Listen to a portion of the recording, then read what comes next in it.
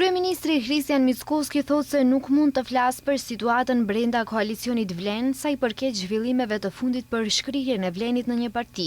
Sipas Mickoskit, konsolidimi në një parti është një mirëseardhur në skenën politike, ndërsa u shpreh se komunikimi dhe raporti me secilin kryetar të Vlenit është, siç thot ai, i rregullt dhe korrekt.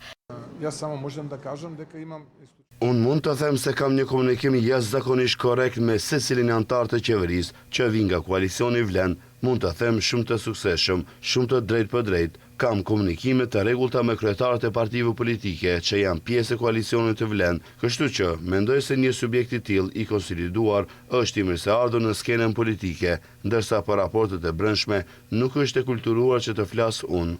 Ka disa muaj që vetë liderët e koalicionit Vlen e kanë hedhur si opsion që Vlen të shndrohet në një subjekt të vetëm politik.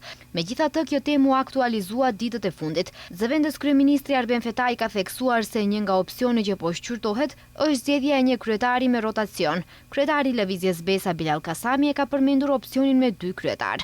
Kryetari i LDS Izet Mexhiti është shprehur që idea bashkëkryetarëve është një prej ideve kreative të cilat ndoshta nuk janë karakteristike në vend, mirë po njeh bota demokratike. Kurse kryeparlamentari Afrim Gashi ka thënë se Vlen duhet të shkojë drejt konsolidimit, por ajo duhet të bazohet në parimet e barazisë dhe vendimarrjes konsensuale.